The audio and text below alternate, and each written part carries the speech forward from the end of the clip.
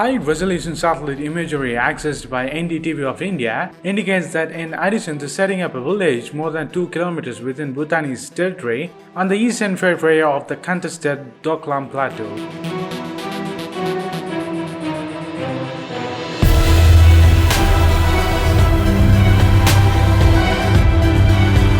China has built a road in the same area that stretches approximately 9 kilometers inside Bhutanese territory.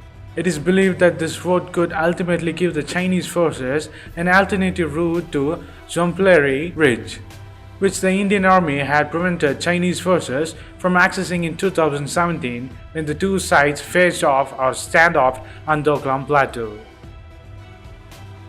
On that occasion, Chinese construction workers had attempted to access the ridge by extending their existing track near the Indian Army post at Doka, which lies on the boundary between Sikkim and Dokala. The soldiers of the Indian Army had then physically blocked the Chinese road construction workers on the grounds that access to the Zompelri ridgeline, which lies further south, was unacceptable since it would allow Chinese forces a clear sight of Chicken's Neck of India, the vulnerable narrow stretch land that links the northeast of India with the rest of the country. Now, 3 years later, Chinese construction workers working on a different axis have built a new road along the banks of Torsa River, which extends southwards from border between China and Bhutan. This lies less than 10 kilometers from the site of 2017 face-off between Indian and the Chinese forces, which lasted more than 2 months and was only resolved when Prime Minister of India Mr. Modi and President Xi Jinping of China met in Wuhan in April of 2018, where they agreed to de-escalate the tensions. Clear evidence of Chinese road and village construction on the eastern periphery of Doklam Plateau emerged, as we said in before video on Monday, when Shen Shihui, a senior producer with CGTN of China's state-sponsored media, showcased several images of villages with several chalets by the side of the river in his tweet. The new images in this report contradicts a statement by the Bhutanese ambassador to New Delhi, Major General Vatsap Namgyal. In a statement to NDTV of India on November 19th, there is no Chinese village inside Bhutan.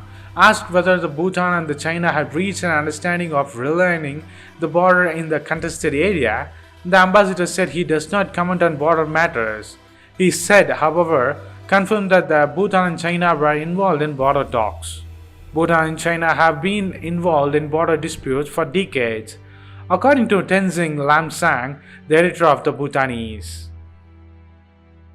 Contrary to the rhetoric in 2017 that India forced China to withdraw from the Doklam standoff site, the new images seems to indicate that Beijing's determination to make probes into the contested area continues with utter disregard to New Delhi and Thimphu's sentiments.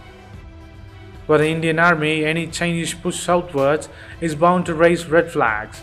It is past time for India to call China out of its expansionism in Doklam by pointing out how it is encroaching on the territories of one of the world's smallest countries, says Brahma Chalani to NDTV.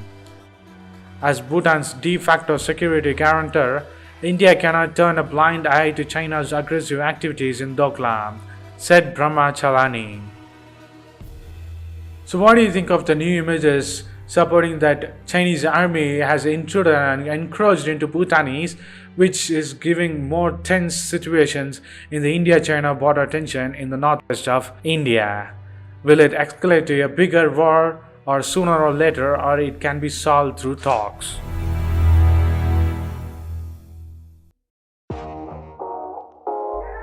Indian Air Force conduct massive nighttime military drill in Ladakh region to show off strength against China. US military will stand with India against China in any situations, says the US government. After India and the US, Australia is going to ban Chinese apps.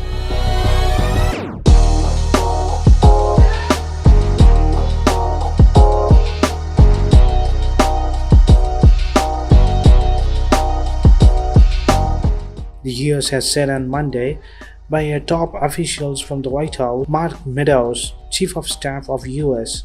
The message is clear. Our military might stand strong and will continue to stand strong, whether it's in relationship to a conflict between India and China or anywhere else. All right. He said this after deploying the 2 U.S. Navy aircraft carrier to South China Sea to boost U.S. presence in near China's borders, as the tension between India and China were rising.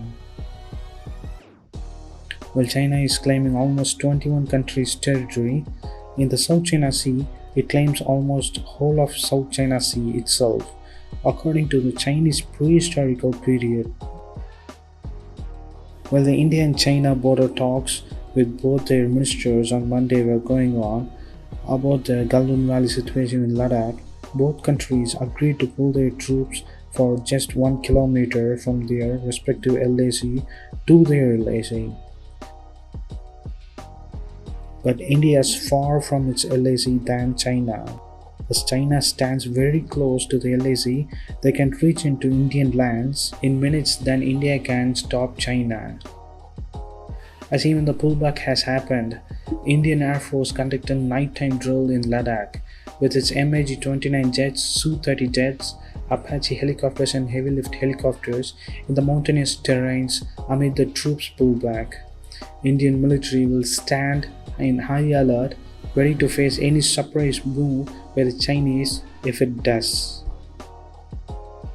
The retired Indian Air Force Vice Marshal said to an Indian news media that India is fully prepared anytime to face any Chinese surprise moves.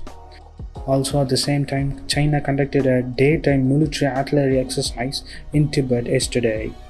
Looks like both are still showing off their powers, and the situation seems to be same as before, maybe. While India has already banned Chinese apps in India, US and Australia are following India's path.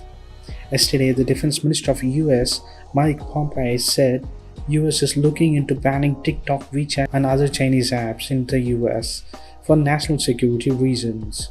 Also, Australia is now thinking on doing this. Meanwhile, TikTok has said it will move out of Hong Kong due to the situations in Hong Kong, and they don't have any ties or sharing any data with PLA or the Chinese government.